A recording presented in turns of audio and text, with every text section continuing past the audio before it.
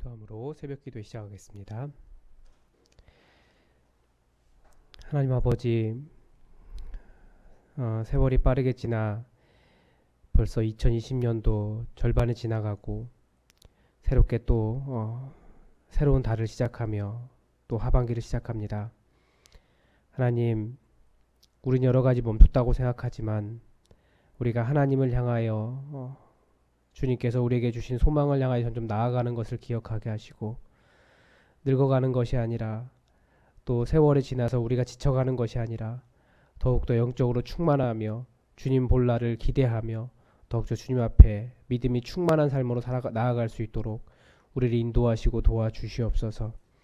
주님, 하반기가 되면서 삶의 여러 가지 문제들을 또 맞이해야 되는 많은 사람들을 기억하여 주시고, 주님, 필요한 모든 것을 잘 감당할 수 있도록 모든 사람들에게 함께하여 주시옵소서. 특별히 우리 수험생들 기억하여 주시고, 코로나 바이러스 사태 속에서 다 준비하지 못하고 집중하지 못하고 다 감당하기 너무나 어려운 일들을 많이 겪었는데 잘 감당하게 하시고, 인생의 여러 가지 문제들을 또 이겨나갈 수 있도록 우리 수험생들에게도 은혜 베풀어 주시옵소서. 주님, 모든 시험이 미뤄졌으며 또 준비한 모든 것들이 다 허사가 되지 않도록 주님께서 이 모든 상황 가운데 개입하여 주시고 지켜주시옵소서. 코로나 바이러스가 점점 더 확산되면서 다시 한번 교회 모임이 위협을 받고 있습니다. 하나님, 교회가 예방수칙도 잘 지켜야 하고 또 사회의 눈높이에 맞춰야 하고 또 겸손하게 방역수칙을 지켜가야 될 텐데, 모든 교회들이 잘 지켜서 다시는 교회로 인하여 코로나 바이러스가 확산되지 않도록 하나님 모든 교회 가운데 함께하여 주시고 지켜주시옵소서. 겸손하게 하시고 하나님의 뜻을 구하며 정말 겸손하게 무릎 꿇는 것이 무엇인지 교회가 먼저 보여줄 수 있도록 하나님 함께하여 주시옵소서. 하나님, 오늘부터 또 베드로 전서의 말씀을 통해서 하나님의 은혜를 하나님의 말씀을 듣고자 합니다. 우리에게 주의 말씀을 들려주시고 이 베드로 전서의 깊은 뜻을 들어서 알 수 있도록 주님, 우리에게 은혜 베풀어 주시옵소서. 주께서 이 시간 함께 하시길 원하오며 예수님의 이름으로 기도드립니다. 아멘. 이 새벽 우리에게 주신 하나님 말씀은 베드로전서 1장 1절에서 12절까지의 말씀입니다. 베드로전서 1장 1절에서 12절까지의 말씀입니다.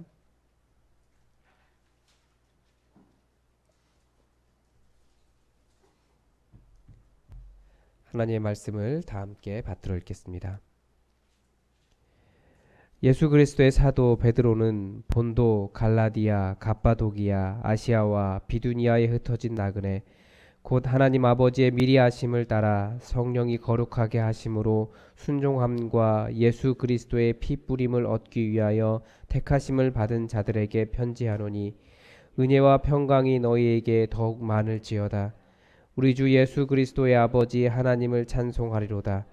그의 많으신 긍휼대로 예수 그리스도를 죽은 자 가운데서 부활하게 하심으로 말미암아 우리를 거듭나게 하사 산 소망이 있게 하시며 썩지 않고 더럽지 않고 쇠하지 아니하는 유업을 잊게 하시나니, 곧 너희를 위하여 하늘에 간직하신 것이라. 너희는 말세에 나타내기로 예비하신 구원을 얻기 위하여 믿음으로 말미암아 하나님의 능력으로 보호하심을 받았느니라.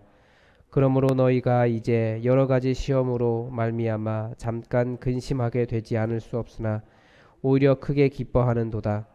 너희 믿음의 확실함은 불로 연단하여도 없어질 금보다 더 귀하여 예수 그리스도께서 나타나실 때에 칭찬과 영광과 존귀를 얻게 할 것이니라.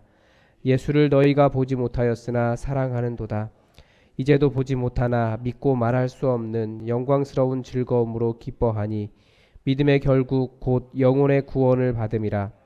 이 구원에 대하여는 너희에게 임할 은혜를 예언하던 선지자들이 연구하고 부지런히 살펴서 자기 속에 계신 그리스도의 영이 그 받으실 고난과 후에 받으실 영광을 미리 증언하여 누구를 또는 어떠한 때를 지시하시는지 상고하니라.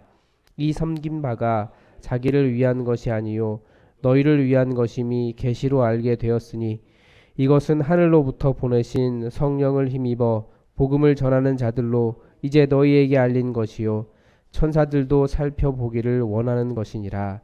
아멘. 이제 오늘부터 베드로 전서를 살펴봅니다. 이 신약 성경의 흐름은 조금 뭐라고 할까요? 역사의 아이러니가 있다고 할까요? 좀 그렇습니다. 주인공은 분명히 예수 그리스도 예수님이시지만 그 예수님을 전한 사람들은 사도들입니다.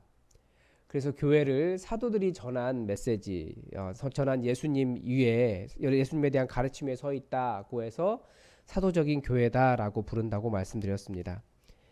그런 면에서 복음서의 주인공은 분명히 예수님을 제외한다면 예수님의 12제자가 맞습니다. 그런데 사도행전 10장에서 그 주인공이 사도 바울로 바뀌더니 서신서 전체는 사도 바울이 주인공입니다. 주인공이라는 말이 좀 애매하긴 한데요. 그런 의미가 어떤 의미인지 아시겠죠? 그래서 신약 성경의 신학에서 마치 12사도는 어디에 갔는지 찾아보기가 어렵고 큰 비중을 차지하지 못하고 있는 것이 사실입니다.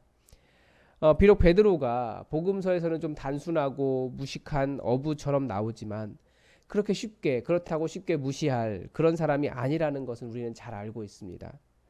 그런 면에서 베드로 사도가 분명히 많은 편지를 보냈을 텐데 남아있는 편지가 별로 없고 겨우 이 짧은 2편. 사람들이 바울 신학과 연결해서 같이 읽어보려고 하는, 그래서 그런 어떤 고유성에 대한 논쟁이나 이것이 베드로 것이 맞느냐 아니면 베드로의 신학이 바울 신학과 맞지 않다라고 여러 가지로 판단하는 그런 매우 안타까운 그런 부분이 있습니다. 좀 안타깝죠. 성경을 이루고 있는 이런 작은 성경들은 성경의 큰 그림 안에서 분명히 어떤 그 고유성을 가지고 있는데 베드로 전서도 마찬가지입니다. 베드로 전서도 바울 신학과는 다른 독특한 베드로의 신학이 들어 있습니다. 그래서 베드로 전서만큼 그 베드로 전서의 고유성을 가지고 있는데 그것이 무엇이냐면 바로 성도의 자부심입니다. 그리스도인이 누구인가? 그리스도인은 어떤 자부심을 가지고 살 수 있는가? 그러니까 어떻게 보면 그리스도인의 정체성에 대해서 가장 잘 나타내주고 있는 것이 바로 베드로 전서입니다. 왜 그런지 그 이유에 대해서 그 수신자에서부터 알 수 있습니다. 1절에 보면 이 편지의 수신자가 나오고 있습니다. 본도, 갈라디아, 갑바도기아, 아시아, 비두니아에 흩어진 나그네. 이 사람들이 수신자입니다. 그러니까 독특성을 가질 수밖에 없는 이유가 이 바울 서신의 수신자와 이 베드로 전서의 수신자가 다르기 때문에 그 상황에 따라서 다르게 설교되는 것처럼 다른 것을 가지고 있는 겁니다. 이 지역은 어느 지역이냐면 사도 바울이 사역한 지역보다 조금 더 위쪽에 있습니다. 그래서 사도 바울이 사도행전에 보면 자기가 아시아에 가서 복음을 전하기를 원했지만 성령님께서 전하지 못하게 하셨고 비두니아 지역으로 가고자 애쓰되 예수의 영이 허락하지 아니하였으며 또 남의 터 위에 건축하지 않으려고 했다라고 하는 것들이 주로 이 지역을 이야기하는 겁니다. 지금 베드로 전서에서 편지를 보낸 본도, 갈라디아, 갑바도기아, 아시아, 비두니아 이 지역이 그 산맥 위쪽에 있는 지역입니다. 이 지역들은 이미 다른 복음 전도자들이 먼저 사역을 하고 있었고 그리고 바울이 전하지 않은데 교회가 세워진 곳들이 성경에 몇 군데 나오지 않습니까? 로마 교회라든지. 분명히 로마 교회도 다른 복음 전도자가 세운 교회인데 사도 바울이 쓴 로마서가 제일 유명하게 남아있는 것도 약간의 아이러니죠. 그러니까 로마 교회도 바울 사도가 세우지 않았고 또 이 지역에 있는 교회들이 이미 바울의 활동과 관계없이 그 전부터 교회가 있었다. 다른 사역자들에 의해서 교회가 세워졌던 것으로 그렇게 보입니다. 근데 베드로는 이 교회들을 나그네라고 부르고 있습니다. 성경에서 나그네라고 하는 단어는 매우 중요한 단어입니다.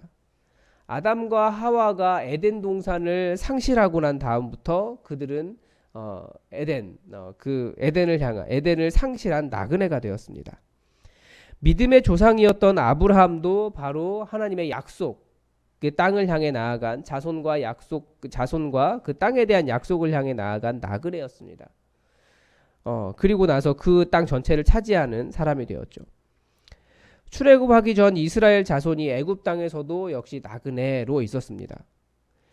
요셉이 애굽 땅에서 나그네가 되었기 때문에 그는 후손들이 그 땅을 떠날 때 자신의 유해를 가지고 나가주기를 부탁했습니다. 바벨론 포로 이후에 계속해서 수많은 히브리인들이 나그네가 되어서 디아스포라로 살았습니다. 나그네의 정체성은 지금 살고 있는 곳이 자신의 고향이 아니라는 것을 아는 사람들입니다. 그리고 하나님의 약속의 땅을 바라보면서 주님께서 주실 약속의 땅을 기다리는 사람들이 나그네입니다. 이런 의미에서 그리스도인들 모두가 다 나그네입니다. 그리스도인의 모든 시민권은 어디에 있습니까? 다 천국에 있습니다. 그래서 천국이라고 하는 본향을 바라보면서 이 땅에서 나그네로 살고 있는 사람들이 바로 그리스도인들입니다.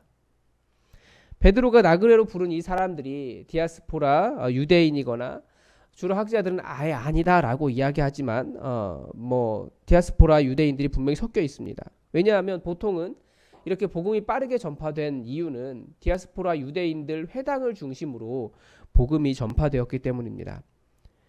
그런데 그들이 단지 지역적으로 이스라엘을 떠나 있다라는 의미로 디아스포라가 아니라 천국을 향해 가는 순례자다. 이 땅에 잠시 발을 디디고 사는 나그네라는 정체성을 갖게 되었을 때 이들에게는 그리스도 안에서 새로운 희망이 생겼다라는 겁니다. 그 희망이 2절입니다. 하나님 아버지의 미리 아심을 따라 성령이 거룩하게 하심으로 순종함과 예수 그리스도의 피뿌림을 얻기 위하여 택하심을 받은 자들입니다.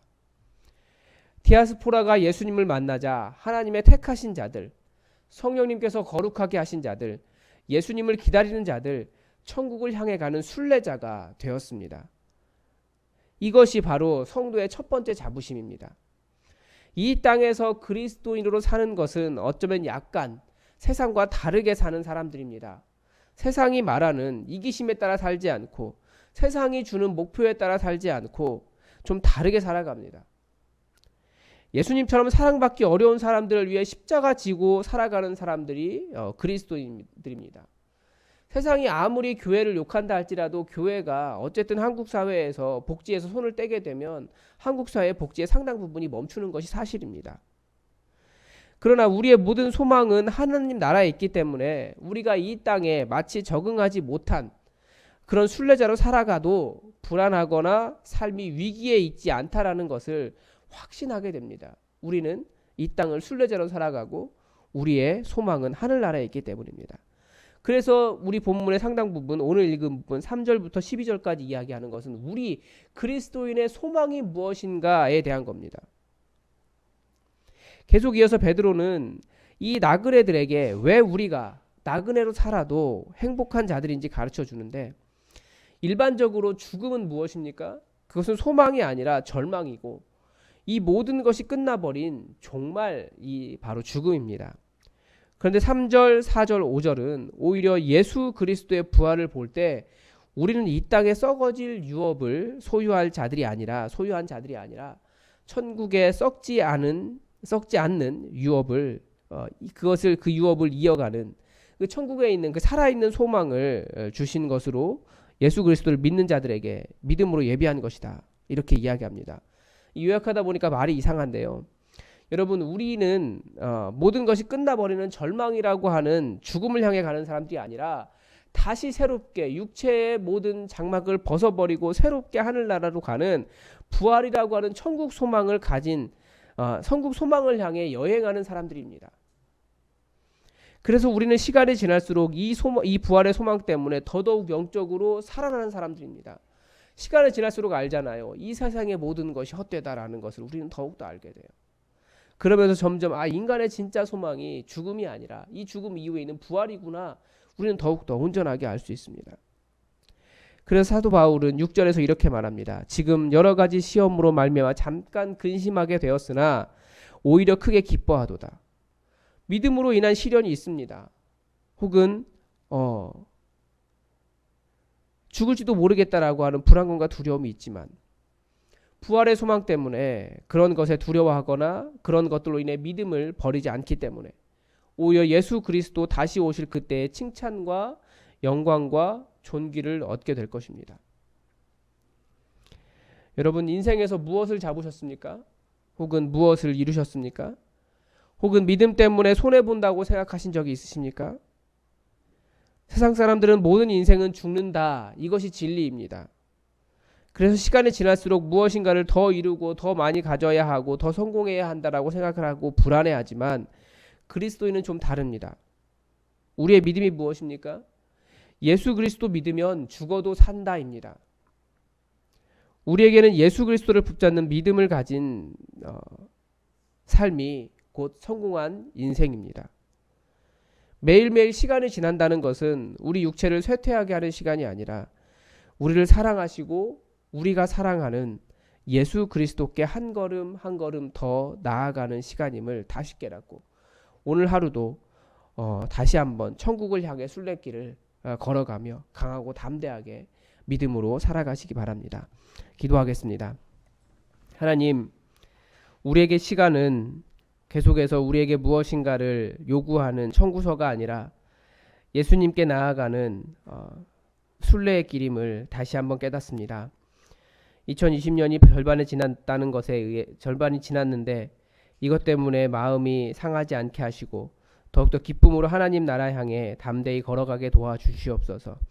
오늘도 믿음으로 인해서 손해보는 것이나 믿음으로 인해서 세상을 섬기는 것이 우리에게 혹시나 억울한 마음이 들지 않게 하시고 더욱더 겸손하게 믿음을 가지고 두려워하지 않으며 순례길을 걸어가게 하여 주시옵소서. 우리 마음에 낙심이 없게 하시고 이 기쁨, 이 천국 소망으로 인해서 기쁨이 넘치게 하시며 주님 오실 날 우리에게 허락하실 영광과 존귀와 그 모든 기쁨을 우리가 미리 맛보며 살아갈 수 있도록 오늘 하루 우리와 함께하여 주시옵소서. 그러나 하나님, 우리의 인생이 병들지 않게 하시고 주님 부르시는 그날까지 눈빛 하나 흐려지지 않게 하시며 모든 힘이 강건하여 어디든 다닐 수 있게 하여 주시고 주님 주신 삶을 온전히 감당할 수 있도록 우리에게 필요한 모든 것들을 공급하여 주시옵소서. 오늘도 하나님의 은혜가 넘치기를 원하고 우리 삶이 천국을 미리 경험하며 천국의 이 순례길을 강하고 담대하게 걸어갈 수 있도록 오늘도 성령으로 충만케 하여 주시옵소서. 주께서 은혜 주시며 함께 하시길 원하오며 예수님의 이름으로 기도드립니다. 아멘. 오늘 또 교회 기도 제목을 공동의 기도 제목 가지고 함께 기도해 주시기 바랍니다. 교회발 코로나 사태가 3차 확산 계속해서 이어지면서 정부에서 강제적으로 집회를 멈추게 할 수도 있다라고 하는 발표를 했습니다. 그만큼 교회가 위험한 것이 사실입니다. 우리가 더욱더 방역 수칙을 잘 지키고 더 이상 교회로 인해서 코로나가 확산되지 않도록 여러분 기도해 주시기 바랍니다. 특히 우리 교회 안전하게 지켜달라고 우리 기도해 주시고 다시는 교회 문을 닫는 일이 발생하지 않게 해달라고 우리 기도합시다. 그리고 고3 학생들을 위해서 여러분 기도해 주십시오. 다영이가 둘이에요. 민다영, 이다영 그러는데 민다영 잘 아시겠지만 체력이 많이 좋지 않습니다. 그런데 또 열심히 공부하고 있는데 체력 잘 감당할 수 있도록 기도해 주시고 동희 있고 그 다음에 이다영, 이현우 있습니다. 여러분 기도해 주시기 바랍니다. 그리고 각종 시험을 준비하던 그러니까 공무원 시험이나 뭐 여러 가지 시험을 준비하던 친구들의 그런 시험이 전부 다 미뤄졌어요. 그래서 좀 어려움이 있는데 그런 시험들 미래를 준비하는 우리 수험생들에게도 잘 준비하고 또 잘 감당할 수 있게 해달라고 여러분 기도해 주시기 바랍니다. 계속해서 여러분 환우들을 위해서 기도해 주시기 바랍니다. 우리 다 함께 기도하겠습니다.